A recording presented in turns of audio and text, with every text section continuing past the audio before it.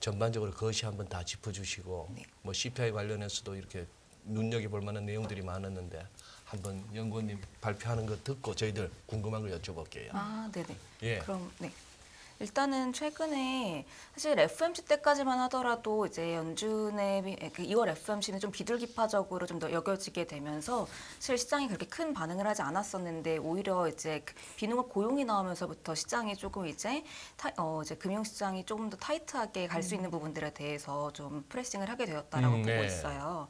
그래서 지금 보여드리는 자료 보시게 되면은 왼쪽 그래프에서 보실 수 있다시피 이제 많이들 아시다시피 연구원님, 네. 그 앞장 제목 한번 보여드리죠. 아, 우리 시청자분들한테. 네. 제목이 너무 인상적이에요. 네, 맞아요. 이게 리스크 완화가 리스크 해소는 아니다라는 내용인데 이제 안 그래도 뒤에서 말씀을 드리려고 했는데 일단 네. 경기에 대해선 기본적인 흐름 자체는 팔로업을 하면서 대응할 필요가 있다라는 의미를 가지고 있다라고 보시면 될 것 같아요. 네. 지금 워낙 이제 경제 지표들이 좋게 나오고 있다 보니까 이제 시장에서 원래 작년까지만 하더라도 경기 침체가 좀 세게 올 것이다 이런 부분들을 많이 우려를 하고 있었는데 생각보다는 그런 리스크가 완화되고 있다 보니까 그거를 해수처럼 보는 경향들이 많이 좀 높아지고 있다고 보여지거든요. 그래서 뭐 연착륙한다라는 얘기들도 많아지고 있고 이런 검색어들도 좀 더 높아지고 있고 빈도수 자체가 언급 빈도수가 높아지는 것 같아요. 그래서 이런 부분들에 대해서 조금 이코노미스트의 관점으로 보다면은 사실 해소의 느낌으로 보기보다는 완화됐다는 거지 이게 좋아지는 건 아니잖아요. 반등할 수 있는 부분들은 아니다라는 부분들을 좀 염두에 둔 채로 이제 네. 대응하는 것이 좋지 않을까 해서 제목은 이 리스크 완화가 리스크 해소는 아니다라는 뜻으로 네. 정했습니다. 네. 네, 그래서 이제 결국 이제 리스크 완화되는 부분들에 대해서 말씀을 먼저 드리려는 건데 네. 이제 보시다시피 이제 지금 고용 자체가 워낙 좀 견조하게 나오다 보니까 이런 부분들에서 미국 고용이 생각보다 안 꺾이는 게 아닌가 이런 생각들이 많이 나오게 되고요. 네. 실제로 이제 뭐 고용 1월 고용 보게 되면은 예상치가 18만 명이었는데 사실상 1월 고용이 51만 명 증가했으니까 워낙 좀 큰 폭으로 증가를 했잖아요. 예. 그래서 지금 보면은 이제 그 세부 내용도까지 보더라도 사실 실업률도 좀 계속 낮아지는 모습들을 보였고 참가율도 이제 경제활동 참가율이라고 하죠. 이것도 올라가다 보니까 세부적인 내용들도 굉장히 좀 견조한 모습들을 보여주고 있어서 일단 좀 타이트한 고용 상황들을 좀 확인할 수 있었다라고 보실 수가 있고요. 또 이제 우측의 그래프 한번 보시게 되면은 이제 기업들의 이제 구인자 수인데 이제 이것도 사실상 지금 올라오고 있어요. 사실 지금 구인자 수는 경기가 나빠지게 되면은 기업들이 구인을 안 해야 되거든요. 네. 근데 이게 오히려 좀 반등을 하다 보니까 생각보다 경기가 다 계속 구인을 하게 된다라고 하면은 사실 지금 IT 기업 이런 애들은 좀 이제 해고를 하고 있지만 전체적으로 보게 되면 오히려 계속 타이트한 국면들이 전개되는 게 아닌가 이런 생각들이 점점 나오게 되고요. 지금 구인자 수랑 네. 부탁드려요. 0.8배속이나 아. 0.9배속으로. 말이 너무 빠르죠. 네. 지금 저기 네. 방금 오른쪽에 네. 비농업 부문 구인자 수, 그런 이제 기업들이 사람을 갖다 저만큼 구하고 있다는 거 아닙니까? 네, 맞아요. 아니 저 지금 2001, 2003 저 무렵에는 뭐 300만 명, 400만 명 수준이었는데 지금 이게 1000만 명, 1200만 명 이러고 있으니까 네. 아니 그게 그만큼 무슨 뭐 기업이 늘거나 뭐 그거보다도 사람들이 그만큼 뭐 은퇴를 했거나 뭐 어쨌거나 그렇게 해석하는 게 맞나요? 물론 이제 말씀하신 것처럼 은퇴하신 분들도 많다 보니까 참가율 자체가 코로나19 이전에 비해서는 훨씬 낮거든요. 네. 예. 그런 부분들도 아무래도 있을 것 같고, 지금은 사실 이제 구인자랑 구직자 간의 그런 미스매칭이 굉장히 좀 심화된 구간이다라고 생각을 하고 있습니다. 구인자와 구직자 사이의 네. 미스매치. 네, 그리고 결국은 이제 구직자들이 원하는 업종이 다르고 구인자들이 이제 필요한 업종들이 다르고 이런 부분들이 있고 사실상 기업들의 이제 구인을 한다고 하더라도 좀 적절한 인력을 좀 구인을 하고 싶어 하는데 이제 조금 이제 업종을 바꾸려는 사람들도 많고 하다 보니까 실질적으로 이제 약간 능력이 되는 사람들을 뽑기가 쉽지 않은 부분들도 작년부터 사실 좀 코멘트들이 좀 나오고 있거든요. 네, 기업들 예. 사이에서. 그러다 보니까 그런 부분들이 조금 미스매칭으로 작용하면서 이 갭들이 계속 좀 타이트한 노동 국면들을 만든다라고 볼 수가 있을 것 같고 근데 아직까지는 그래도 좀 타이트한 국면들이 지속되고 있는 부분이 지금 구인자 수 나올 때 자발적 이직률도 같이 나오거든요. 네. 근데 그 자발적 이직률은 이제 결국은 이제 이직률이 높다라고 하면은 구직자들의 이제 그만큼 이직을 할 수 있기 때문에 자신감이라고 볼 수가 있는데 그 이직률 자체도 계속 높게 나온다는 거는 이제 뽑는 데들이 많고 내가 갈 수 있는 데들이 많기 때문에 뭐 연봉을 더 주면 옮기겠다 이런 그런 스탠스들이 있다라고 볼 수가 있을 것 같고 그래서 네. 고용이 워낙 좀 좋다 보니까 사실 이 이후에 이제 연내 이제 금리 인하에 대한 부분들이 많이 좀 없어졌다라고 보시면 될 것 같아요. 네. 기업주가 됐건 어디 뭐 자영업자 분들이 됐건 요즘 사람 쓰면서 애들 먹더라고요. 그렇죠. 네. 네. 저는 요즘 그런 걸 봐요. 편의점에서 이렇게 잠시 들렸다가 그 점주분들 그 알바생들이 조금 이렇게 양이 안 차는데 일하는 게 뭔 소리를 못 해. 그만둘까 봐. 그러니까 예. 일단 뽑은 인력은 좀 일단은 좀 약간 유지하자 네. 이런 네. 것들이 한국도 그렇지만 미국은 더 심하게 좀 나타나고 있는 것 네. 같아요. 맞아요. 그래서 네, 일단은 그런 식으로 보시면 될 것 같고 네. 그래서 이제 고용이 워낙 좀 좋다 보니까 연준이 원하는 그림이랑은 조금 다른 그림들이 전개되고 있다고 원래 보시면 될 것 어떤 그림을 같은데 원준이 네, 결국은 이제 연준이 금리를 올리게 되면은 이게 경기를 좀 낮추고 경기를 좀 약간 둔화시키는 쪽으로 작용을 하고 그러는 동시에 노동 시장도 같이 좀 이제 좀 꺾이는 쪽으로 하고 그러면서 인플레이션이 하락하는 이 세 가지가 같이 가는 흐름들을 연준이 좀 원했다라고 보시면 될 것 같은데 지금 같은 경우에 노동 시장이 완만하게 둔화되고 있지가 않고 오히려 올랐다 보니까 사실상 인플레이션이 좀 하락하기가 좀 어려운 국면들이 전개가 되고 있다고 보시면 될 것 같아요. 그래서 이제 뭐 사실 이제 우측의 실업률 한번 보시게 되면 앞서 아까 제가 실업률이 계속 하락하고 있다라고 말씀을 드렸는데 지금 보시면은 이제 실업률 선과 함께 자연 실업률을 제가 직선으로 좀 그려놨어요. 네. 네, 이게 자연 실업률이라는 거는 결국 이제 경기 순환적인 부분들 외에 이제 구조적인 마찰적인 실업만 남은 그런 실업률이다라고 보시면 될 것 같은데 네. 그래서 이제 자연 실업률까지 도달하게 되면은 이제 인플레이션 압력을 이제 일으키지 않는 정도의 실업률이다라고 보시면 될 것 같은 보시면 되거든요. 근데 보시면 이제 코로나 이후에 구조적으로 자연 실업률 자체가 좀 올랐습니다. 그래서 지금 이제 스터디들 기준으로 보게 되면은 자연 실업률이 한 5.9%인데 지금 미국 1월 실업률은 3.4%이기 때문에 사실상 이 갭만큼 인플레이션 압력이 계속 좀 있을 수 있다라고 볼 수 있는 게 좀 직관적으로 볼 수 있는 부분들이라고 보시면 될 것 같고요. 사실 그런 부분들도 있고 결국 지금 왼쪽에 이제 대표적으로 우리가 이제 물가랑 실업률을 볼 때 보는 이제 경제학적인 이론이 필립스 곡선이잖아요. 그렇죠. 근데 보시게 되면은 원래 지금 왼쪽 그래프 한번 보시면은 과거의 필립스 곡선이 이제 점선으로 그려져 있는데 네. 이게 지금 인플레가 워낙 많이 오르게 되면서 기대 인플레이션이 같이 상승하다 보니까 곡선이 좀 우측으로 이동을 했어요. 이 내용 조금 어렵긴 한데 그래서 원래 저희가 이제 균형이 A에 있었다고 하면은 이제 그 곡선이 우측으로 이동을 하고 그러는 동시에 이제 경기도 좋아지면서 A 다시라는 점으로 이제 균형이 이동했다는 거죠. 이렇게 되면서 사실 인플레이션은 오르고 실업률은 낮아지는 그런 그림들이 전개됐다라고 보시면 되는데 결국 이런 상태에서 지금 연준이 원하는 2%까지 물가가 내려오려면은 A 다시라는 점까지 내려와야 됩니다. 근데 네. 그러려면은 이제 실업률이 U1에서 U2까지 올라가야 되기 때문에 기존보다도 상당히 더 많이 실업률이 올라야 되는 상황이다라고 보시면 될 것 같고요.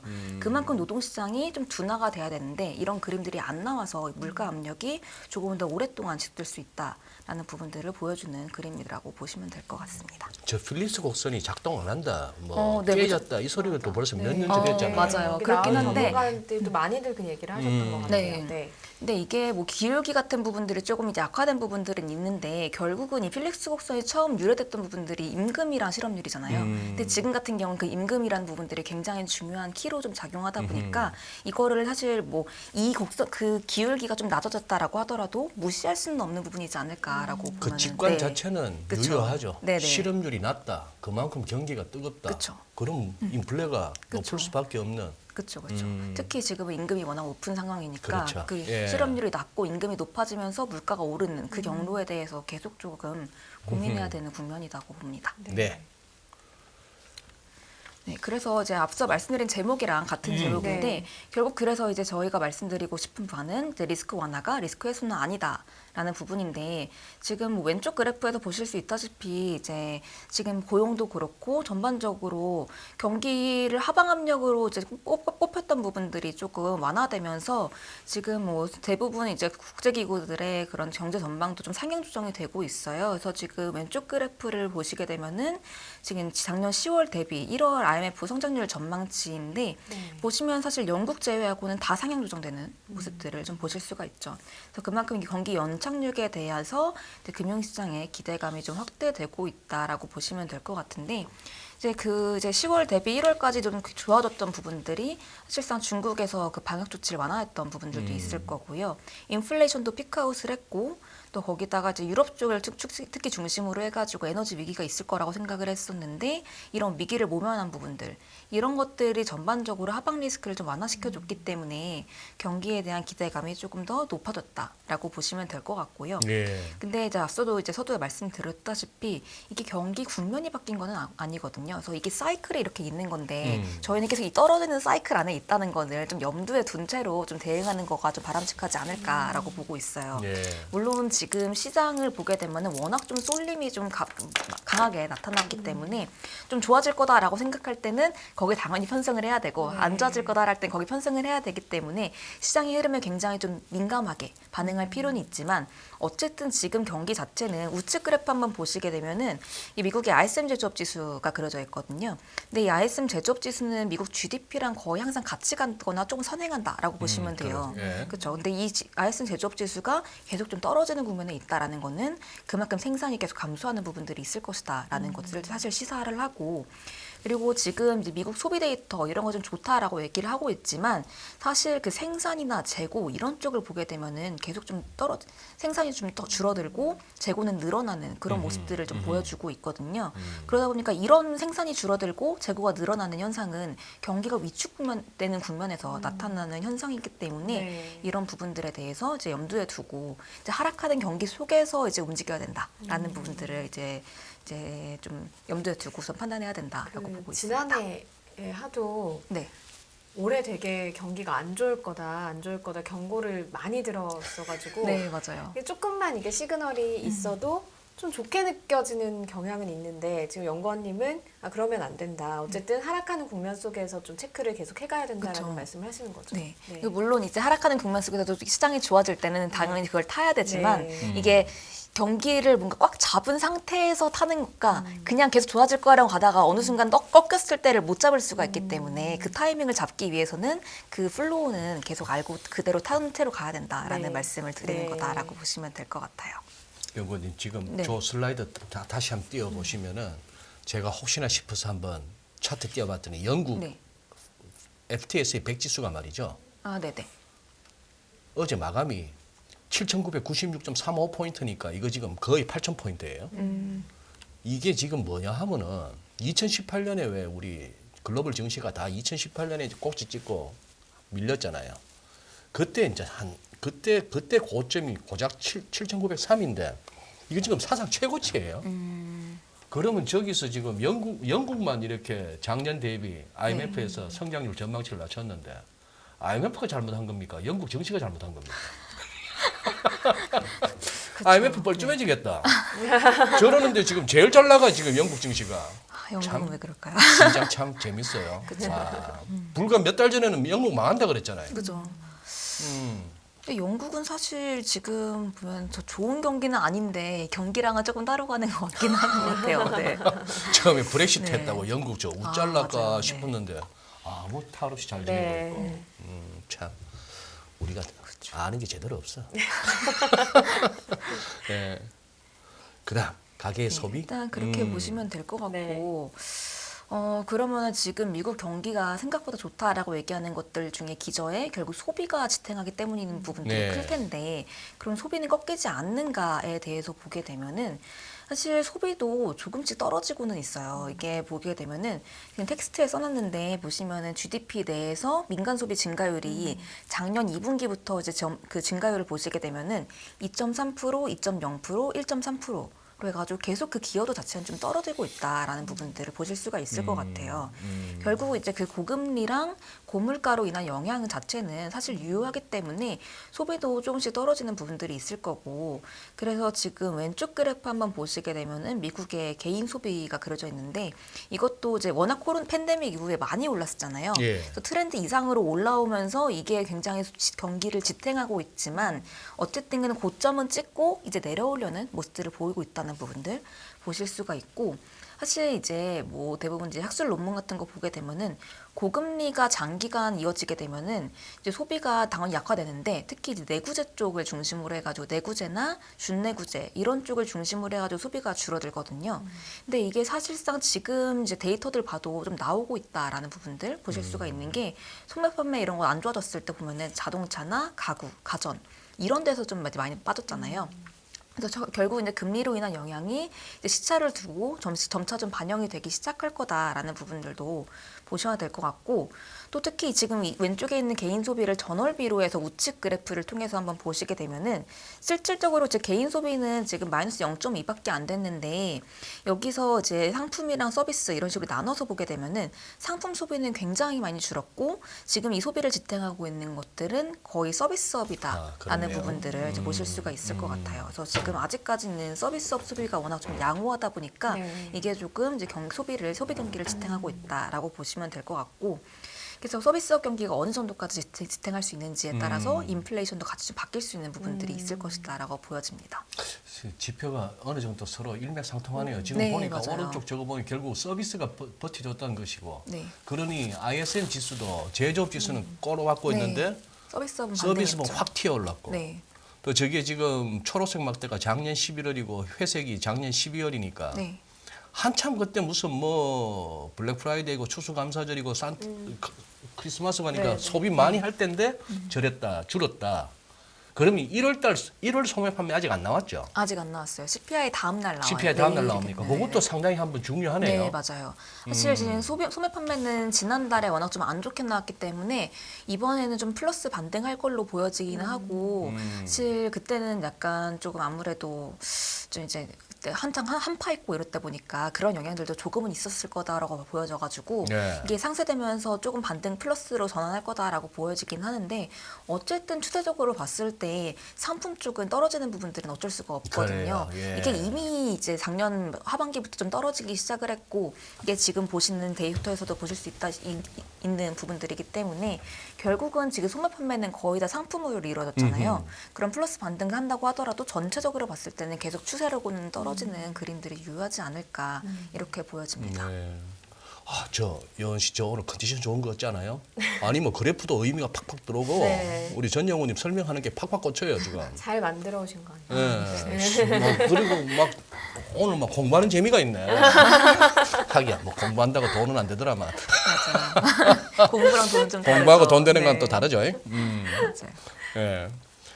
자, 진도 나갈까요? 네. 그래서 일단은 이제 오늘은 워낙 좀 인플레이션이 중요하다 보니까 이제 네. 그러니까 소비자 물가 관련된 부분들을 조금 더 많이 가져왔어요. 그래서 지금 이제 파월의 의장이 얘기했던 것처럼 디스인플레이션 시작되는 부분들, 그리고 사실 이번 1월 CPI 보게 되면 통계 쪽도 좀 바뀌거든요. 그래서 이런 얘기들을 약간 조금 어떻게 보면 좀 재미없을 수는 있지만 네. 한 번쯤 짚고 넘어가면 좋을 정도, 이런 내용들을 좀 가져와가지고 예. 같이 보시면 좋을 것 같습니다. 그래서 보시면은 이제 왼쪽 그래프 한번 보시게 되면은 아시다시피 인플레 자체는 굉장히 좀 뚜렷하게 좀 안정이 되고 있어요. 그래서 지금 이제 PCE 디플레이터 보시게 되면 하락을 하고 있고, 특히 지금 바다색으로 되어 있는 상품 물가가 거의 떨어지고 있다라고 보시면 되겠습니다. 이게 결국은 이제 에너지 가격이 좀 떨어지면 기저효과 떨어지는 부분들이랑, 그리고 내구재 이제 아까 말씀드렸다시피 이제 소비가 떨어지잖아요. 그러다 보니까 내구재 가격도 작년 하반기부터 좀 떨어지고 있거든요. 그래서 이게 계속해서 반영이 되면서 상품 물가가 좀 많이 떨어지고 있다라고 보시면 될 것 같고, 그렇기 때문에 이게 사실 구조적으로 기저효과를 따지게 되면은 계속 좀 안정되는 모습들을 보일 거기 때문에 이제 2월 FOMC 때도 파월 의장이 디스인플레이션이 초기 단계에 네. 진입했다라고 예. 시인을 했다고 보시면 될 것 같고요. 사실 이런 물가가 지금 하락하고 있는 부분들 외에도 지금 기대 인플레이션이 이제 아무래도 통화 정책을 결정하는 데 있어서는 꽤 중요하게 이제 작용을 하는데 좀 최근에 좀 상반된 결과들이 나오고 있긴 하지만 어쨌든 기대 인플레이션도 좀 안정되고 있는 그림들이 전개가 되고 있기 때문에 이런 부분들이 일단은 이제 연준의 통화 정책을 좀 이제 완만하게 만드는 요소로 작용할 것이다라고 좀 보고 있습니다. 특히 지금 우측 그래프 보시게 되면은 사실 우리가 물가랑 임금을 같이 걱정을 했는데 네. 고용 비용 지수도 이제 조금 약간 피크아웃 하려는 기미를 보이고 있고 이제 지난 4분기 나왔던 게 예상치보다는 조금 낮게 나오면서 그러면서 좀 기대감도 같이 높아졌다라고 보실 수가 있고 저 고용 비용 지수가 요즘 시황에 자주 네. 등장하는 맞아요, 그 맞아요. ECI구나. 네, ECI예요. 인플로이먼트 네. 코스트 코스트 인덱스. 네. 네, 그렇죠. 이게 예. 고용 비용 지수가 뭐 저희가 이제 비농업 볼 때 예. 월별로 나오는 임금도 보지만 고용 비용 지수가 조금 더 안정적인 통계다라고 해가지고 예. 연준은 이거 둘 다 보지만 이걸 조금 더 이제 우세하게 보는데 이건 분기 데이터기 때문에 시의성은 조금 없고요. 다만 보시게 되면 이것도 좀 떨어지는 모습을 보이고 있다 보니까 이제 임금과 물가의 악순환이 전개되지는 않을 거다라는 안도감의 차원에서 이제 연준이 좀 금리 인상 속도를 낮추는 데는 기여한 요인이다라고 보시면 될 것 같고요. 일단은 연준은 이제 25bp로 아예 낮췄기 때문에 그 이상으로 추가적으로 이제 계속 25bp의 속도로 가겠죠. 그래서 지금 왼쪽 그래프 한번 보시게 되면은 아까 말씀드린 기저효과 관련된 부분을 좀 말씀을 더 드리려고 하는데 지금 잘 보이시진 않겠지만 WTI랑 소비자 물가를 같이 그려하는데 가장 끝쪽에 보시게 되면은 이제 점선 회색선이 하나 더 그려졌습니다. 보시면 이게 WTI가 배럴당 80불 정도를 유지한다고 했을 때의 증가율이거든요.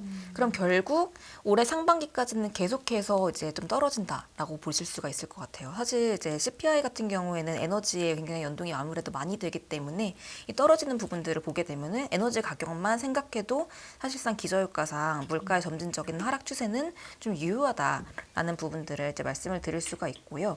다만 지금 이번 1월 CPI 같은 경우에는 컨센서스가 지금 0.5% 정도거든요, 전월비로.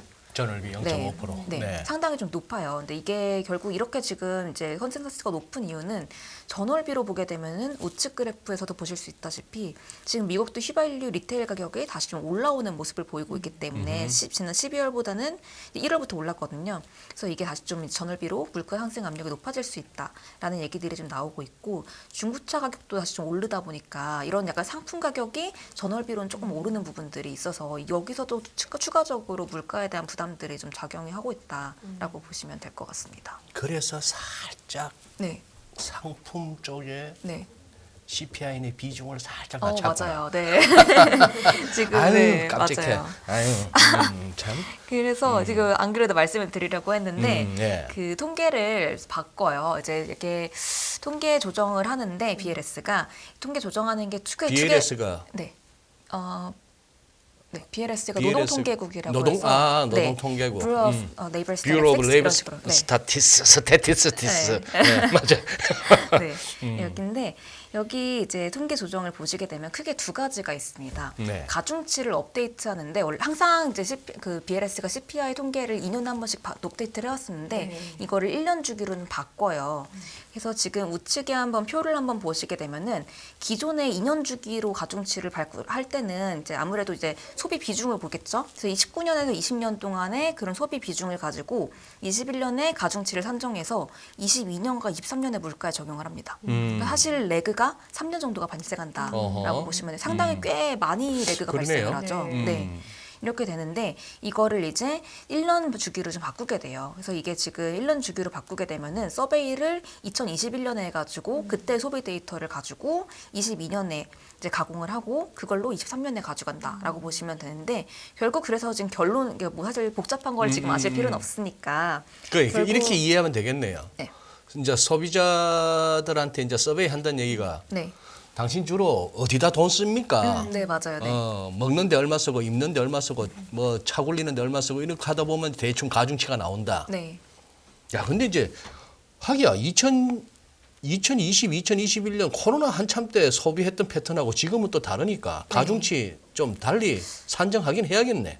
그죠? 그렇죠. 이게 음. 지금 원래 2년 주기에서 1년으로 바꾸려고 하긴 했었는데 네. 여태 지금 최근에 못 바꾼 이유가 이게 코로나 때문에 20년으로 작년에 바꾸게 되면은 20년의 데이터를 가지고 해야 되잖아요. 아. 그럼 완전히 그 통계 자체가 뒤바뀌어 버리니까 그거를 막기 위해서 일단 좀 기다렸다 했다라는 일단 얘기를 하고 있거든요. BLS가. 네. 그래서 원래 지금 캐나다도 그렇고 대부분 국가들이 요즘에 1년으로 가중치를 바꿨다. 근데 우리가 일단 참았던 부분들이 이제 이 코로나 영향을 좀 상쇄시키기 위해서였는데 근데 이제는 바꿀 때가 돼서 바꾼다. 이런 뉘앙스로 지금 이제 보도자료를 냈다고 보시면 될 것 같아요. 뭐 전영훈님 말씀을 네. 그대로 100% 받아들여서 미국 노동부가 저렇게 네. 가중치 막 변경하고 일하는 거에 대해서 네. 뭐 꼼수는 없었다. 아 일단 여기에 얘기는 그렇다라고 보시면 될 것 같고요. 네. 제가 읽은 그대로 말씀드리는 오케이. 겁니다. 예. 네. 그래서 결국은 이제 19년, 20년 소비에서 21년 소비로 바뀐다라고 보시면 되는데 이래서 그 비중이 어떻게 바뀌냐를 왼쪽 그래프에서 좀 보실 수가 있을 것 같아요. 근데 보시면은 가장 왼쪽에 상품과 서비스로만 구성을 한번 보시면은 상품이 원래 39%였다가 38.4%로 비중이 좀 낮춰지고 서비스 쪽에서의 그 비중은 조금 더 조금 올라가는 올라가고? 그런 모습들을 네. 보실 수가 있고요. 사실 지금 같은 경우에는 전월비로 상품이 좀 올라가긴 하지만 사실 그 기여도로 보게 되면 상품 쪽이 떨어지는 게 더 크기 때문에 상품 비중이 높아질수록 유리하거든요. 근데 지금 서비스가 더 올라간 이유는 사실 주거비 영향이 좀 굉장히 큽니다. 예. 보시면은 이제 우측에 주거비, 의료 서비스, 운송 서비스 이런 식으로 서비스 항목을 한 3가지 정도 제가 지금 뽑아왔는데 네. 보시면 주거비는 굉장히 많이 올라가지만 나머지 의료 서비스나 운송 서비스 같은 경우는 오히려 기여도가 약화되고 있거든요. 그래서 나머지 서비스 물가 말고 주거비 쪽에서의 기여도가 굉장히 높아졌다라는 부분들을 좀 보실 수가 있을 것 같아요. 앞으로 이제 미국 네. 내에서 그 이제 렌트 월세 네, 월세가 맞아요. 이제 좀 이렇게 떨어진다든지 하면은 네. 인플레이션 지표는 많이 좋아지겠네. 네, 그거를 그죠? 일단 아무래도 감안을 해서 네, 네. 한 게 아닐까 싶은 게 원래 기존 통계대로라면 저희가 상품 물가 때문에 상반기에 많이 떨어지고 하반기에 서비스 물가 때문에 좀 약간 계속 이제 바닥이 좀 지지되는 더 못 떨어지는 그림들을 좀 생각을 하고 있었는데 이런 식으로 바뀌게 되면은 사실 주거비 영향은 사실 올해 중순 이후부터 많이 나타날 거기 때문에 사실 이 부분을 조금씩 떨어지는 쪽으로 앞에를 좀 막 생각보다 덜 떨어지게 하고 뒤에까지 조금 더 떨어지게 만들려는 그런 의도가 아닐까라는 생각을 조금 갖게 만드는 것 같아요. 아, 일단, 내년에 네. 미국 선거 있구나. 아니 그냥 하는 소리예요. 일단 네네. 네. 우측에 하단 한번 물가 보시게 되면은 지금 상품 물가랑 서비스 물가 다시 보실 수가 있는데 보시면 회색 선으로 되는 서비스 물가는 상당히 좀 높은 수준을 네. 보이고 있고 네. 특히 서비스 물가는 굉장히 비탄력적이기 때문에 잘 안 빠지거든요. 이 부분을 조금이라도 어떻게 완화시키려는 모습들이 이제 아무래도 주거비 쪽에서 나타나지 않을까라고 생각을 하고 있고요. 이게 두 번째 통계 조정이 이 자가주거비라는 부분들입니다. 지금 그쪽에 왼쪽 그래프 한번 보시게 되면은 앞서 말씀드린 주거비가 계속해서 좀 오르고 있어요. 사실 작년 6월 이후에 미국의 CPI가 떨어지기 시작을 했는데 이 떨어지는 내내 주거비는 올랐다는 거죠. 그렇기 때문에 그만큼 이제 렌트는 시차가 굉장히 많이 존재한다라고 보실 수가 있는데 이 주거비 안에 이제 렌트가 있고 자가주거비라는 게 있습니다. 이게 OER이라고 하는데 이 자가주거비의 산출 방식이 이번에 좀 바뀌어요. 자가 사실, 주거비가 뭔데요? 자가주거비는 이제 렌트 같은 경우에 임대를 하기 때문에 임대료를 내잖아요. 예. 근데 내가 살 때 내가 이 어떤 주택에 살고 있다라고 하게 되면은 내 집에 내가 산다? 네, 그때 얼마나 비용이 드는지를 정확히 산출할 수가 없잖아요. 그러니까 내가 보유한 주택을 만약에 임대를 내놓으면은 얼마를 받을 거야? 이런 식으로 물어보는 거거든요. 그래서 결국은 이건 서베이라고 보시면 돼요. 그래서 이제 그 서베이를 통해서 만약에 임대를 줬을 때 비용, 결국은 이렇게 그렇게 해야 내가 이거를 여기 삶으로써 드는 비용이 얼마고 이자가 얼마고 이런 걸 감안해서 렌트비를 낼 테니까 그렇게 서베이를 해가지고 주거비에 반영하는 거다라고 보시면 될 것 같아요. 왜냐면 이거를 집값을 반영할 수는 없잖아요. 네. 네, 렌트. 네. 그래서 자가주거비라는 항목이 있는데 이게 굉장히 중요한 게 주거비가 CPI에서 굉장히 34%를 차지해요. 네. 3분의 1을 차지하죠. 어. 근데 이 주거비 34%에서 자가주거비가 이제 25.4%입니다. 결국 거의 74%를 이제 주거비의 74%가 자가주거비다라고 보시면 돼요. 그만큼 굉장히 좀 중요한 가중치를 차지를 하고 있는데 이제 아까 말씀드렸던 이제 가중치 주기 업데이트 같은 경우에는 2년에서 1년으로 바뀐 거지만 어쨌든 원래 항상 소비에 따라 패턴에 따라 바꾸는 네. 부분이거든요. 근데 이 자가주거비는 일시적으로 이번에 한 번만 바꾸는 거예요. 아. 네, 이번 일시적이라기보다 이번 한 번 일회성으로 네, 이거 한 번은 바꾸고 그대로 계속 그 퍼머넌트하게 가는 요소다라고 보시면 되거든요. 결국은 이게 BLS가 작년에 페이퍼를 낸 게 지금 OER 산출을 우리가 잘못하고 있는 것 같아라고 냈어요. 페이퍼를. 그래서 그런 연구를 냈는데 이게 어떤 식인 거냐면은 이제 자가주거비를 산출을 할 때 이제 서베이를 해가지고 이제 얼마를 아까 말씀드린 것처럼 얼마에 임대할래라고 물어보는데 그때 다세대 주택이랑 단독 주택을 나눠서 계산하지 않고 하나로 퉁쳐가지고 계산을 했던 거죠. 근데 보면은 다세대 주택이랑 단독 주택의 가격의 그 흐름이 다르다 보니까 이 부분을 고려하지 않았기 때문에 사실상 자가주거비를 산출하는 데 있어서 이게 약간 문제가 있었을 거다. 그래서 지금 자가주거비가 사실 실제보다 조금 더 과대 계산됐을 확률에 대해서 얘기를 하고 있거든요. 그래서 그거를 염두해서 이번에 그런 주택 종류를 같이 고려해서 이제 주거비를 산출하겠다라고 얘기를 했고요. 그런 부분들이 이번 1월 CPI부터 반영된다라고 보시면 될 것 같아요. 네. 네, 그래서 보시게 되면은 우측에 보시면 제가 다세대 주택이랑 단독 주택 가격을 같이 좀 가지고 왔는데 물론 전반적인 흐름은 비슷합니다. 당연히 주택이 빠지게 되면 같이 빠지게 되는데 네. 보시면 단독 주택이 사실 코로나 이후에 더 많이 올랐다가 더 많이 빠지고 있어요. 그럼 조금 더 많이 빠지고 있는 부분들이 사실 자가주거비에 반영이 되게 되면은 조금 더 주거비 항목의 상승폭이 제한될 수 있는 부분들은 있기 때문에 이런 것들도 약간 조금 주거비를 좀 업사이드를 제한시키는 요인이 될 것이다라고 보고 있습니다.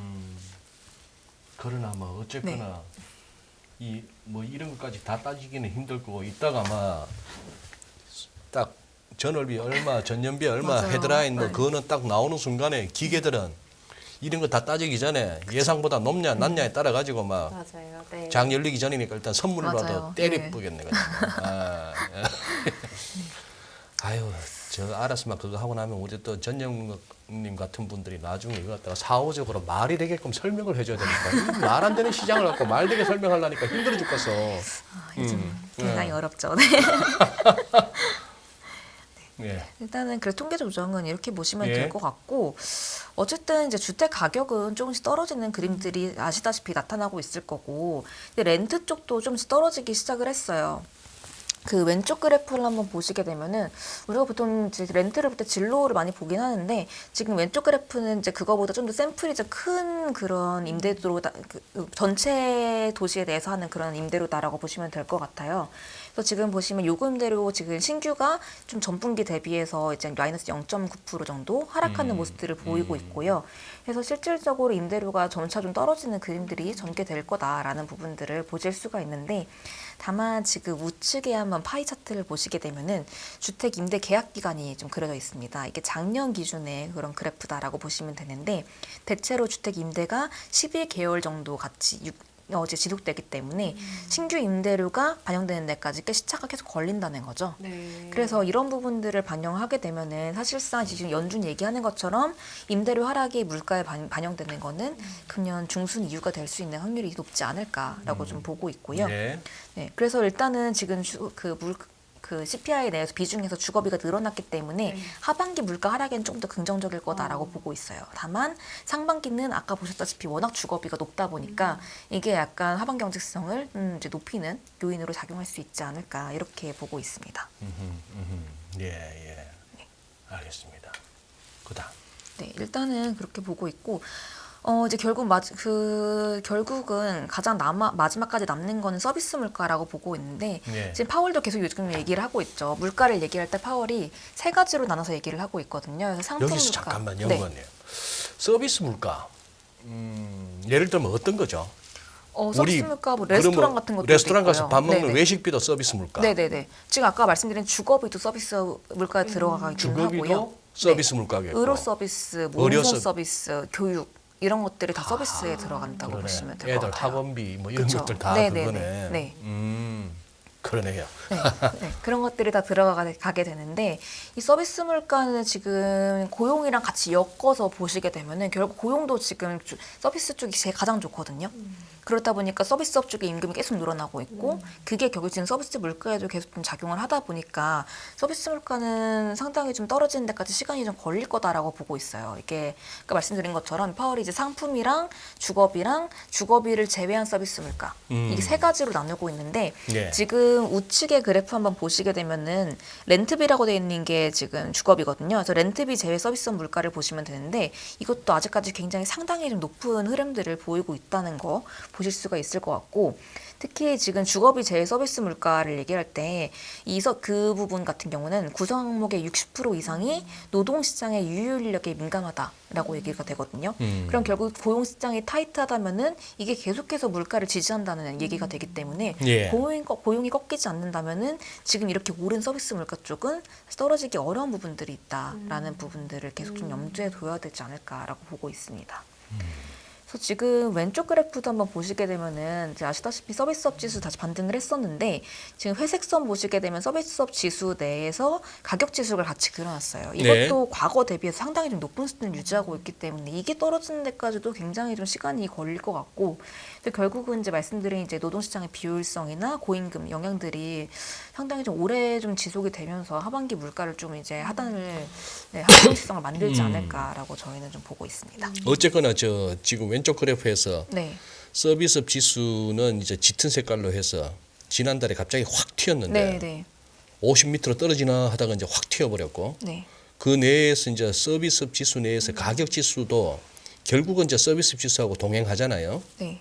그러니 그 서비스업 쪽에 가격이 높아지면 아무래도 서비스업 지수도 좋아지겠고 하는 거는 직관적으로 이해가 되는데 가격 지수가 저렇게 조금씩 흘러내린다는 얘기는 이 지금 ISM 서비스업 지수가 계속 반등이 가능할까 하는 부분은 근데 여기 이제 업황 자체가 나쁘지가 않아가지고 업황 자체가 좋으니까. 가격 지수는 이제 그 중에 그중에서 세부 항목. 네. 그리고 사실 지난 12월 같은 경우에는 ISM 서비스업이 이제 50 밑으로 내려갔었지만 네. 그때는 계절적인 한파경이 좀 있어가지고 네. 이게 지속될까에 대해서 좀 의구심이 있었는데 실제로 이제 네, 지속되지 않고 그럼요. 올라왔다는 네. 건 그만큼 서비스업은 뭐 이제 서서히 나빠지는 흐름은 나오겠지만 그렇다고 하더라도 이제 제조업처럼 그렇게 뚜렷하게 떨어지는 그림보다는 좀 약간 좀 오래 가지 않을까라는 생각들이 좀 들고요. 아직까지 그 고용 쪽 보면은 레저 이런 쪽은 아직도 코로나19 이전 수준 회복을 못했거든요. 네. 그래서 그쪽에서의 채용이 계속되고 있어요. 예. 그럼 그만큼 수요가 있다는 부분들을 방증하는 거기 때문에 이런 부분들에 대해서 좀 고려를 해야 될 것 예. 같습니다. 네, 그렇게 해서 이렇게 보고 어느덧 있고. 마지막 슬라이드까지 왔네. 네. 네. 그래서 일단은 서비스 물가가 좀 그렇게 되고 있고 그거 외에도 사실 저희는 이제 작년부터 계속해서 연준이 금리를 올해 못 내릴 거다라고 계속 얘기를 해왔는데 그 이유 중에 그런 부분들이 사실 말씀드린 것처럼 서비스 물가도 있을 거고 지금 계속해서 연내 금리 인하에 신중해야 되는 이유는 금융시장 환경이 좀 완화적으로 바뀌면서 주택시장도 조금 올라가려는 모습들을 좀 보여주고 있어요. 이게 올해 하반기 금리 인하 기대감이 좀 나타나게 되면서 왼쪽의 그래프 한번 보시게 되면은 원래 모기지 금리가 굉장히 많이 올랐다가 작년 11월부터 좀 하락하는 모습들을 좀 보여주고 있거든요. 네. 그래서 지금 보면은 미국 주택시장 보게 되면은 사실 거래량이랑 가격 같은 거는 하락하면서 둔화되고 있는 모습들은 맞는데 네, 사실 가파른 위축 자체는 별로 진행되지 않았다고 보시면 될 것 같아요. 이게 보통 이제 주택 경기 사이클을 보게 되면은 주택 경기가 나빠질 때는 거래량이 먼저 감소를 하고요. 네. 그걸 따라서 가격이 감소를 하고 그래서 이제 위축이 되는 그런 국면들이 나타나게 되는데 지금 우리나라 상황이 그렇잖아요. 네. 근데 지금 미국 쪽을 보게 되면은 원래 과거 주택 시장이 좀 또 위축되는 국면이랑 좀 다른 부분이 원래 그렇게 주택 시장이 안 좋아질 때는 재고가 늘어나잖아요. 그렇죠. 근데 지금 미국은 주택 공급량이 굉장히 좀 제한적이에요. 그래서 코로나 이후에 이제 워낙 좀 공급망 차질 같은 것도 있었고 이제 그 원가 자체가 올라가고 인력도 부담도 있고 하다 보니까 전반적으로 공급된 것도 많이 없었고 그래서 계속 공급 부족 국면에 있었습니다. 재고량으로 보게 되면은 그렇기 때문에 이게 재고가 조금 반등한다고 하더라도 계속 공급 부족 국면이에요. 그렇게 되면은 이제 주택 가격이 하락하는 게 과거 위기만큼 이렇게 급락하지 못할 수가 있기 때문에 이런 부분들에 대해서도 좀 볼 필요가 있고요. 그리고 이제 지금 그 아래 그래프 한번 보시게 되면은 모기지 금리가 좀 빠진 이후에 오히려 약간 주택 지표들이 심리들이 좀 개선되려는 모습들을 우측 그래프 보시게 되면은 살짝 고개를 그쵸. 드네. 네. 이게 딱 빠지니까 실질적으로 고개를 들고 있거든요. 네. 그래서 이제 심리들이 좀 개선되고 있다 보니까 사실 이제 금융 여건이 계속 완화적으로 변하게 되면은 이제 결국은 이제 그 주택도 그렇고 어쨌든 경기가 다시 낙관적으로 변하면서 물가를 더욱이 끌어올릴 수가 있기 때문에 이런 부분들도 이제 연준의 의도랑 좀 다르게 갈 수가 있어서 결국은 연준은 고금리를 계속 유지를 해야 되지 않을까 이렇게 보고 있습니다. 그래서 아니 저 잠깐만 우리 PD님 우리 전 연구원님 마지막 슬라이드 한번 띄워봐 주시죠. 이 슬라이드 제목 보세요, 예원 씨. 연준이 연내 금리 인하에 신중해야 하는 이유야. 아니 꼭 보면은 리서치 센터의 이코노미스트 뭐 애널리스트 좌우지간 좀 먹물 좀 들어간 분들은 꼭 저렇게 약 올리면서 얘기를 해. 아니 시장에 있는 사람들은 전부 연준 빨리 연내 금리 인하하라고. 그죠. 점도표 안 믿을 거야. 뭐 연준 인사들이 나와갖고 뭐 이 하이어 for longer 개사건 뭐 윌리엄스 총재 같은 사람은 a few years 몇 년은 더 가야 된다 하는데 택동 소리 하면서 이러는데 이러면은 좀 연준이 추가 금리 인상에 신중해야 하는 이유 이렇게 좀 리포트를 만드시고 해야 인기가 올라가지. 추가 금리 인상이요? 추가 금리 인상에 신중해야 하는 이유. 그렇다. 근데 지금 여기서 그래요. 왜 그렇게 안 믿어줄까요? 지금 이제 여기서 성급한 다시 금리 인하나 성급한 완화적 이른바 피벗으로 가면은 안 좋다는 것은 어지간한 학계에서나 다 그렇게 얘기를 하는데 시장은 그렇게 안 믿잖아요. 결국 시장은 보이는 걸 믿는 것 같아요. 보이는 거. 지금은 물가가 떨어지고 있잖아요. 떨어지고 있기 때문에 지금 당장 연준이 말하는 거는 떨어진다기보다도 좀 덜 급하게 오르는 거지. 디스인플레이션. 떨어진다 하는 거는 느낌이 왠지 전년비 마이너스 하락하고 있는 거. 그러니까. 네. 그러니까 이제 지금 결국은 연준은 미래에 우리가 안 내릴 거야라고 얘기를 하고 있는 거고 미래 얘기를 하는 거고 시장은 현재를 바라보는데 현재 지금 물가 자체는 하락을 하고 있기 때문에 당장을 본다는 거죠. 그거를 나중에 이제 바뀐다고 하더라도 이미 지금 시장이 약간 그거를 계속 반영을 하고 있다 보니까 이거를 이제 안 탈 수도 없는 부분들도 있을 거고. 네. 그러니까. 그렇긴 한데 어쨌든 지금 보면은 물가가 지금 하락은 하고 있지만 앞서 말씀드렸던 것처럼 서비스 물가나 이런 것들이 계속 좀 뒤에서는 좀 지지를 할 거고 주거비 같은 경우에도 지금 기본 시나리오대로 가게 된다면은 연 중순 이후에 좀 떨어지겠지만 만약에 계속 금융 여건이 완화된다라고 하게 되면 실질적으로 주택 가격이 별로 안 떨어지고 올라갈 수도 있는 거거든요.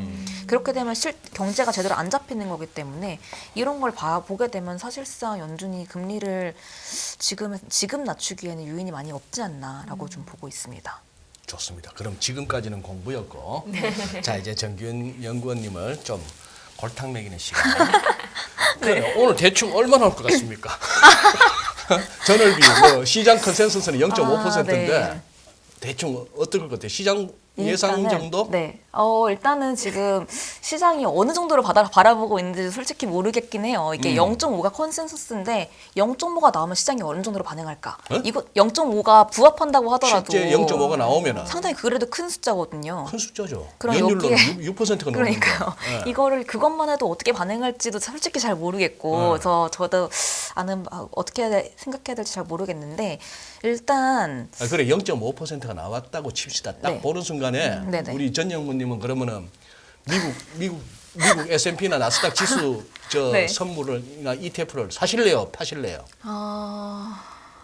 너무 0.5. 너무 직접적으로 질문하시는 거 아니에요? 그냥 못 보내드려. 일단 딱 부합한다. 시장 부합은 0.5가 나왔다. 그 0.5에 대해서 어떻게 반응할지 모르겠는데 어쨌든간 이거 한 차례 지나고 나면 다시 좀 반등할 거라고 전 봅니다. 장 잘 안 빠진다. 네. 잘 많이 빠지진 않을 것 같아요. 일단 지금 시장이 믿는 바들이 있고 어쨌든 경기 방향성 자체가 하나로 가게 된다면은 그거를 YY로는 계속 빠지거든요.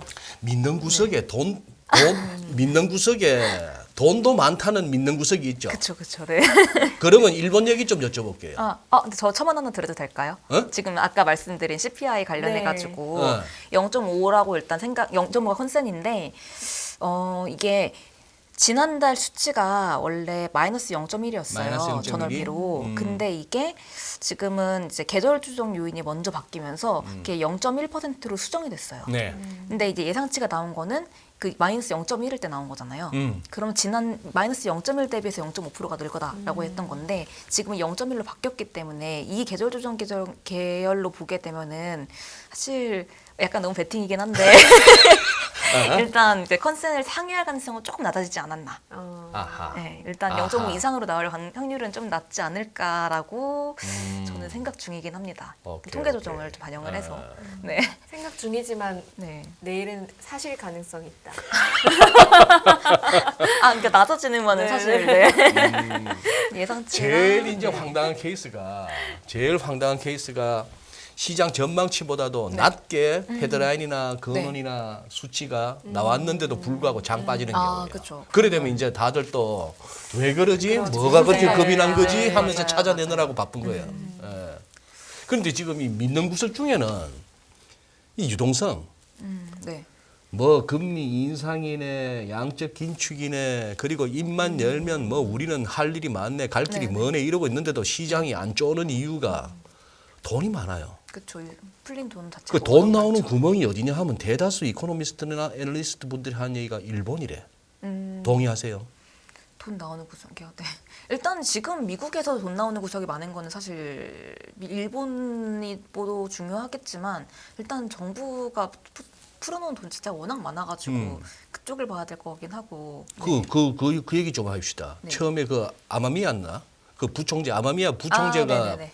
그러다 후임이 될 거라 네. 하던 분위기에서 갑자기 우에다 가서 네. 학계 출신에 네네. 이 양반이 됐다고 하니까 처음에 그 보도가 나오니까 달러엔이 잠시 밀렸어요. 엔이 강세 가는 척 했어요. 맞아요. 근데 어때?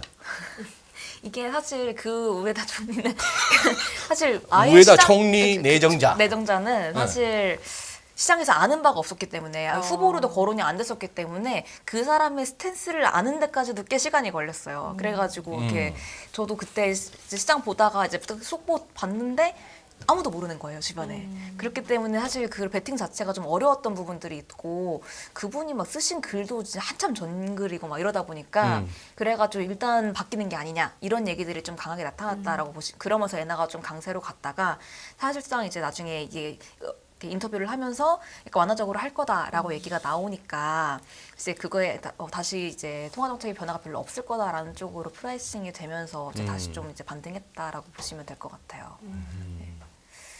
닉 티밀하우스가 트위터에 올렸더만요. 네. 이 버냉키하고 클래스메이트더만. 버냉키가 네. 벤 버냉키가 저기 스탠리 피셔 그 연준 부의장 했던 스탠리 피셔가 네. MIT에서 강의할 때 버냉키 박사학위 지도 교수인데 네. 우에다 이 양반도 스탠리 그러니까요. 네. 피셔 밑에서 PhD 받았더라고요. 그러니 이게 도대체가 이 피셔 할배가 무시무시한 분이에요. 박사만 좌우지간 버냉키하고 저기 이번에 이제 우에다 하면 이제 일본은행 총재까지 자기 제자예요. 거기다가 마리오 드라기, 그렇죠. 뭐 그레고리 맨큐, 케네스 로거프, 그것도 뭐 22 수석 이코노미스트는 블랑샤르. 와, 이 죄다이 거의 뭐 모두 양성한. 야, 그래. 잘 배워 나왔기 때문에 어려운 임무 수행을 잘할 거다. 아니 꼭 그런 것보다도 그렇다면은 별로 뭐 우에다라는 분이 설령 총재의 BOJ 총재 취임한다더라도 즉각적인 어떤 BOJ의 정책 전환은 기대하기 힘들다고 봐야 되는 거예요. 그렇지 않을까요? 저희는 근데 일단은 즉각적인 것까지는 이제 뭐 당장 갑자기 엄청나게 바꾼다, 아예 폐지한다 이렇게까지는 않더라도 어쨌든 지금 이 내정자는 아무래도 좀 더 폐지하는 쪽으로 갈 확률이 높다고 보고 있어요. 지금 일본 경제를 원래 봐도 지론은 그렇고, 그쪽이었고. 네, 경제를 봐도 그렇고 사실 그 약간 부작용들을 봐도 그렇고 사실상 지금은 사실 YCC를 유지할 이유가 그렇게 많지는 않기 때문에. 네네. 일단은 기준금리는 계속 마이너스 0.1로 유지를 한다고 하더라도 YCC는 서서히 좀 폐지해 나갈 가능성이 높다. 최소한 한 번 이제 그 밴드를 높여두고 그 다음에 서서히 좀 없애 나갈 수 있는 가능성이 높지 않을까라고 좀 보고 있고요. 일단 BOJ는 이제 금융시장에 크게 충격을 주고 싶어하진 않기 때문에 일단 서서히 할 가능성을 높게 보고 있긴 하지만 지금 경기가 생각보다 굉장히 좋습니다. 지금 일본은 일본도. 네, 일본은 다른 선진국 대비해서 워낙 코로나 때부터 이제 회복을 못했던 부분들이 있다 보니까 사실 작년도 1%대 성장이고 올해도 1%대 성장할 것 같아요. 근데 대부분 선진국들 보면은 작년 대비 올해 성장률이 확 꺾이잖아요. 예. 근데 일본은 안 그렇다는 부분들을 좀 봐야 될 것 같고 보면은 이제 물론 일본도 제조업이나 수출 경기 이런 게 중요하긴 하기 때문에 글로벌 경기랑 같이 가는 부분들에서는 떨어지긴 하겠지만 내수가 지탱해주는 게 상당히 좀 클 거다라고 보고 있습니다. 그 지금 이제 방일 외국인 수 자체가 지금 12월 기준 속보치로 보게 되면 거의 1월 되면 70배 이상 늘었을 거예요. 그러니까 지금 서비스업 자체가 이제 올라가고 있는 거죠. 그러니까. 그래서 그런 부분들이 있고 임금도 굉장히 많이 올라가고 있고 특히 이제 걔네들도 물가 압력이 많이 높아지게 되면서 임금 인상 압력들이 굉장히 높아지고 있거든요.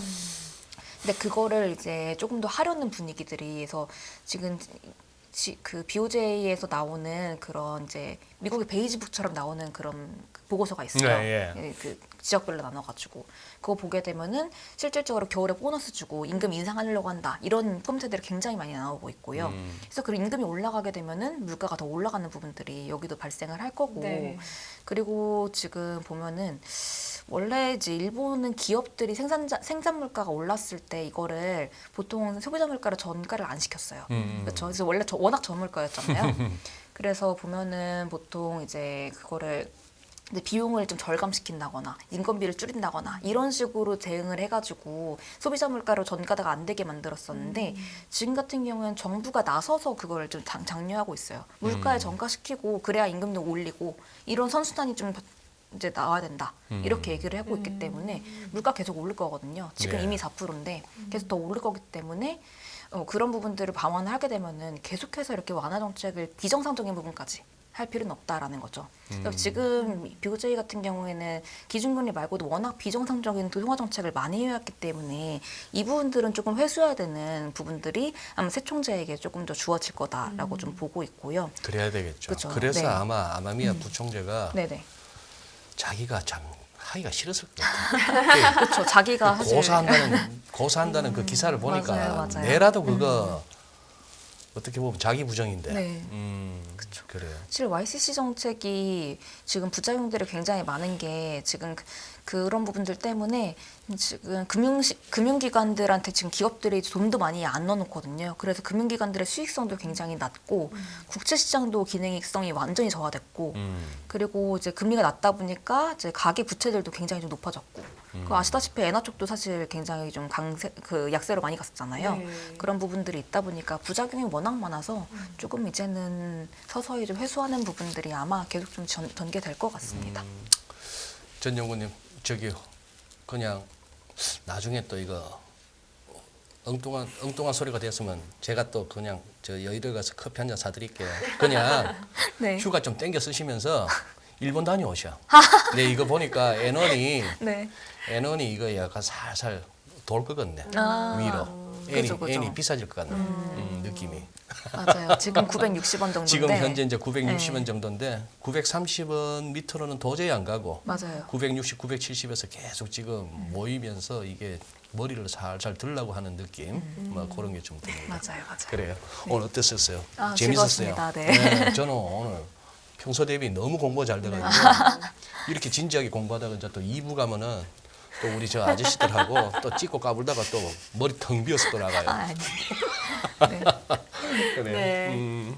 자 이제 보내드릴까요? 네, 오늘 구체적인 분석 그 댓글로도 굉장히 구체적인 분석 좋았고 목소리 좋으시다고 네, 감사합니다. 우리 칭찬을 보내주셨습니다. 네. 그래요. 네, 오늘 감사드립니다. 여기서 보내드릴게요. 네, 오늘 고맙습니다. 네, 감사합니다. 고맙습니다. 네. 전례 없는 금리 인상이죠. 환율 너무 어려워요. 결론만 알려주세요. 당신은 외환 모태솔로입니다. 환율 그동안 너무 어려우셨죠? 이제는 쉽다 말할 수 있을 거예요. 오늘부터 환율과 썸 타시겠습니까?